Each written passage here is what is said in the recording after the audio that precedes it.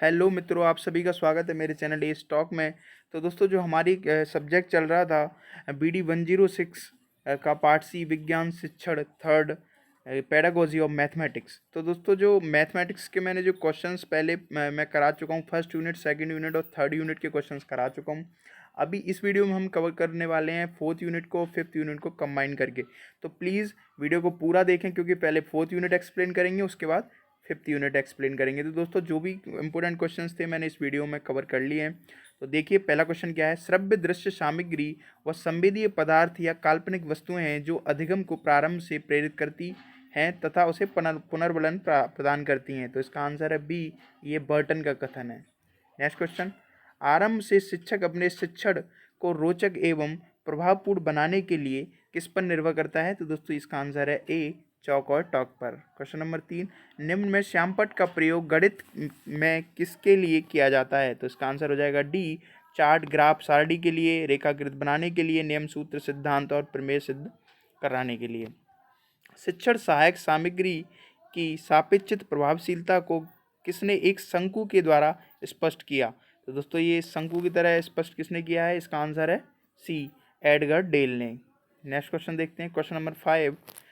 श्रव्य दृश्य सामग्री को कितने समूहों में वर्गीकृत किया जा सकता है। तो दोस्तों, इसका आंसर है ए, 3 वर्गों में। Question number 6। शिक्षक का मित्र किसे कहा जाता है। तो इसका आंसर हो जाएगा बी, श्यामपट्ट। ये किसका कथन है। ऐसी समस्त सामग्री जो कक्षा में या किसी भी शिक्षण परिस्थिति में लिखित एवं मौखिक शब्दों को समझने में सहायक सिद्ध होती है, श्रव्य दृश्य सामग्री कहलाती है। तो ये आंसर दोस्तों, इसका आंसर है, ये है डेंट का कथन। निम्न में दृश्य सामग्री नहीं है।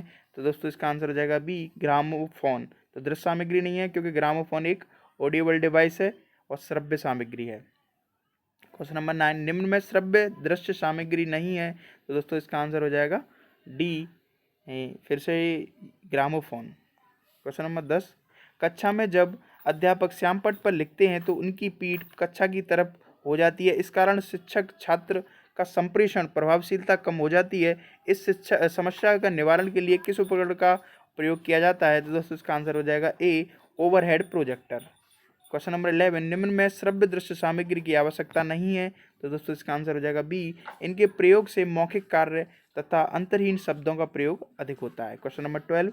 निम्न में श्रव्य सामग्री नहीं है। तो दोस्तों, इसका आंसर हो जाएगा सी, चार्ट। चार्ट एक दृश्य सामग्री है। शिक्षण सामग्री के प्रकार हैं। तो दोस्तों, इसका आंसर हो जाएगा डी, दृश्य सामग्री, श्रव्य सामग्री और श्रव्य दृश्य सामग्री। ये 3 तरह की सामग्री होती हैं दोस्तों। शिक्षण सामग्री आपको याद रखनी है। Question number 14। एडगर डेल द्वारा प्रदर्शित शंकु को क्या कहा जाता था। तो दोस्तों, इसका आंसर हो जाएगा A, cone of experience. Question number 15। छात्रों में गणित के अध्ययन की रुचि उत्पन्न कराने व ज्ञान के स्थायी बनाने हेतु गणित अध्यापक को अनेक प्रकार की साधनाओं का प्रयोग करना पड़ता है, अतः वे साधन जो अध्यापक को उद्देश्य पूर्ति में सहायता होते हैं क्या कहलाते हैं। तो दोस्तों, इसका आंसर हो जाएगा डी, उपरोक्त सभी। शिक्षण सामग्री, सहायक साधन, दृश्य सभ्य सामग्री। Question number 16। मनोरंजन गणित की कोटि एन स्क्वायर कोटि माया वर्ग एन संख्याओं का एक ऐसा विन्यास होता है कि सभी पंक्तियों और स्तंभों दोनों विकर्णों में स्थित संख्याओं का योग समान होता है। इसे क्या कहा जाता है। तो दोस्तों, इसका आंसर है डी, अ और ब। ये माया से रिलेटेड है, माया नेतांग और माया वर्ग। Question number 17। शिक्षक के व्यक्तित्व का दर्पण होता है। तो दोस्तों, इसका आंसर हो जाएगा ए, कक्षा कक्ष। निम्न में गणित प्रयोगशाला का भाग नहीं है। तो दोस्तों, इसका आंसर हो जाएगा बी, त्रिभुजीय कक्षा कक्ष। प्रत्येक पंक्ति, स्तंभ या विकर्ण का योग क्या होता है। तो दोस्तों, इसका आंसर हो जाएगा डी। नेक्स्ट क्वेश्चन देखते हैं। 20। गणित शिक्षण में कौन सी मनोरंजन क्रियाओं का प्रयोग किया जाता है। तो दोस्तों, इसका आंसर हो जाएगा डी, कोट प्रश्न, क्विज कार्यक्रम और शब्द खोज प्रश्न। Question number 21। गणित कक्षा कक्ष की विचारधाराएं हैं। तो दोस्तों, इसका आंसर हो जाएगा डी। Question number 22। गणित प्रयोगशाला हेतु योजना वृत्त प्रत्येक क्रिया गणित कार्यक्रम के किस उद्देश्य पर आधारित होनी चाहिए। तो दोस्तों, इसका आंसर हो जाएगा ए, अनुदेशात्मक उद्देश्य। Question number 23। किसने 1902 में अमेरिकन मैथमेटिक्स सोसाइटी को संबोधित किया। तो दोस्तों, इसका आंसर हो जाएगा ए, म्यूरे ने।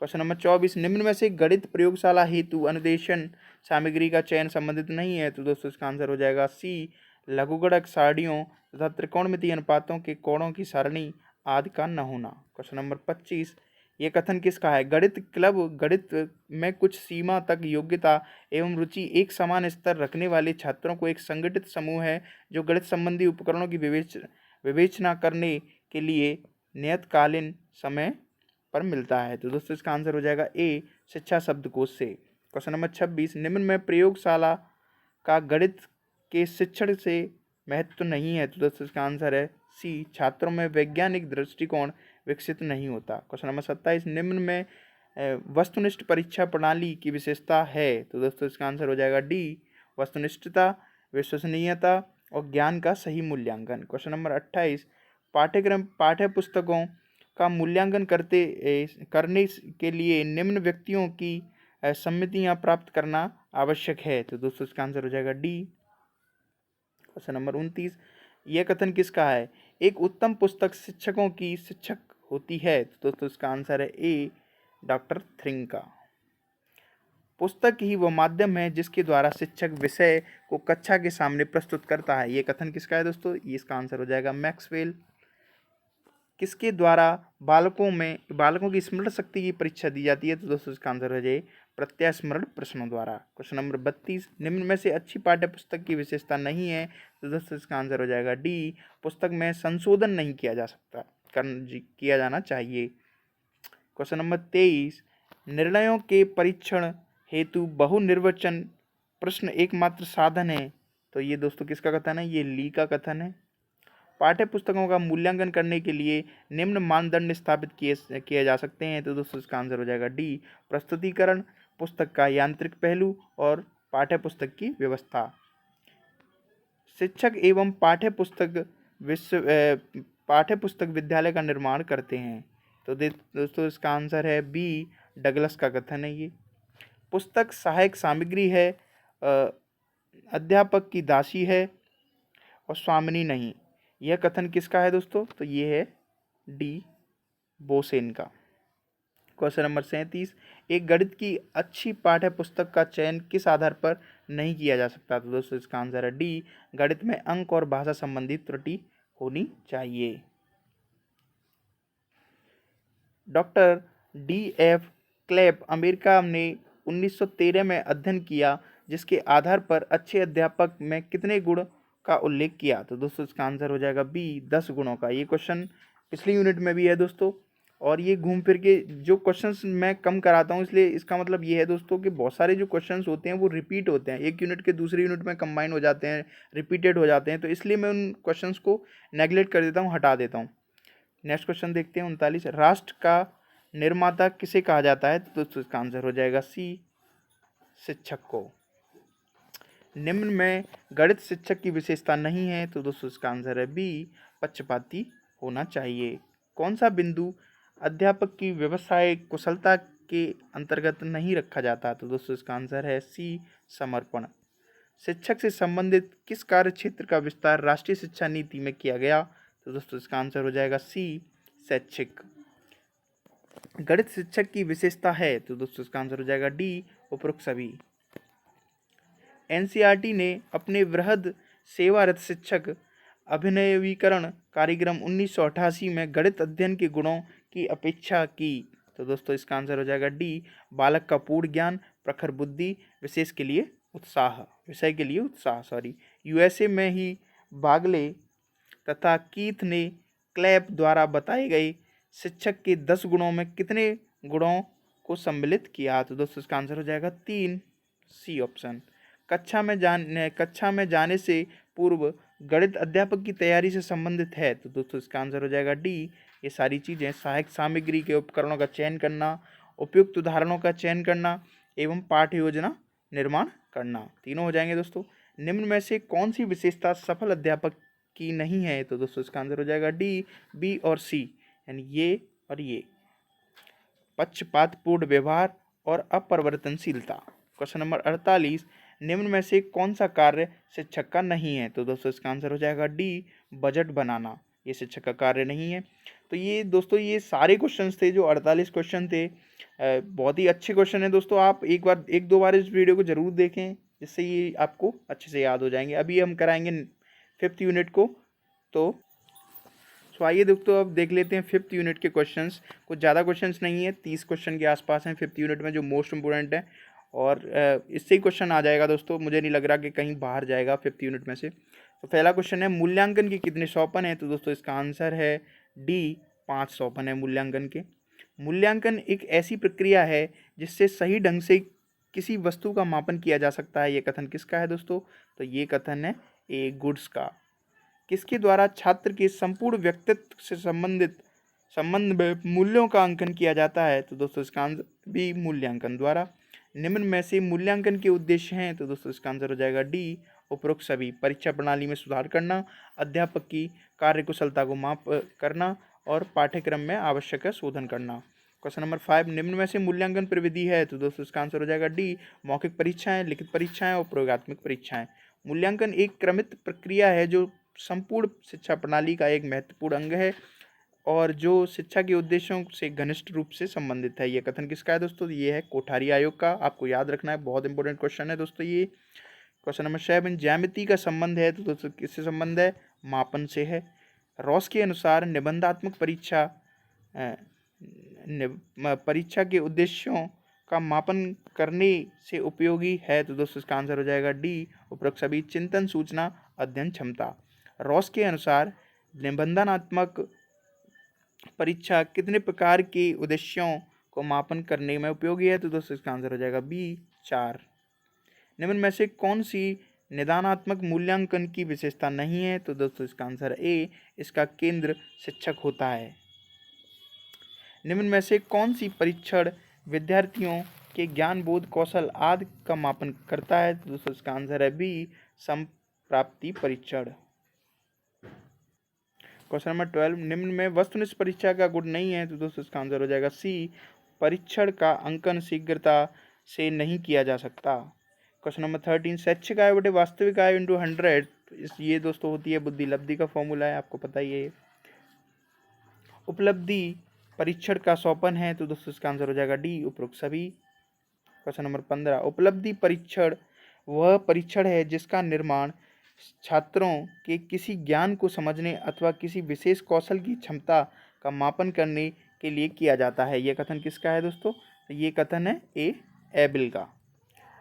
उपलब्धि परीक्षण निर्माण का पद नहीं है? तो दोस्तों इसका आंसर हो जाएगा सी, बजट बनाना। बजट बनाना अलग चीज़ है दोस्तों।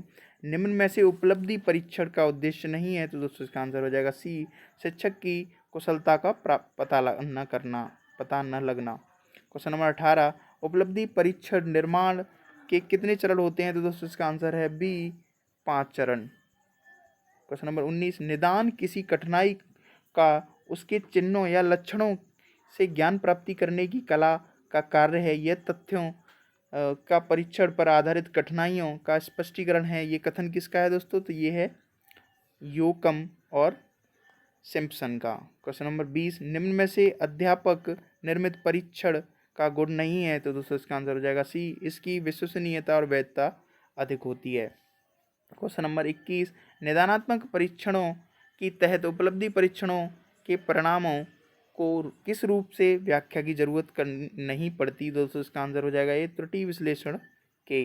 गुण के अनुसार निदान का क्या अर्थ है दोस्तों? तो इसका आंसर हो जाएगा ए, अधिगम संबंधी कठिनाइयों और कमियों के स्वरूप का निर्धारण करना। क्वेश्चन नंबर 23, निदानात्मक परीक्षा द्वारा इंगित छात्रों की त्रुटियों को दूर करने के लिए जो कार्य किया जाता है उसे क्या कहते हैं दोस्तों? इसका आंसर है सी, उपचारात्मक शिक्षण।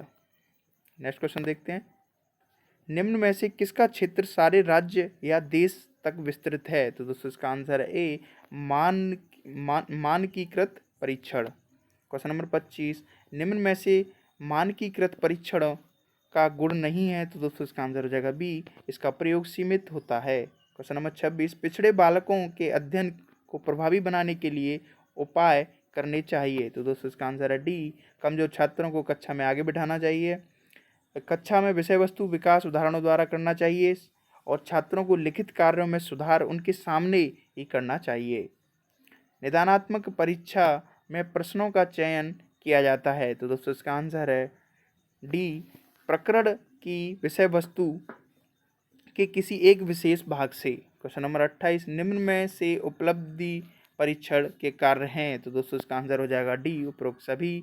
ऐसा परीक्षण या मूल्यांकन कार्यक्रम जिसे किसी प्रकार का निदान हेतु प्रयुक्त किया जाता हो वह कहलाता है दोस्तों बी, निदानात्मक परीक्षण।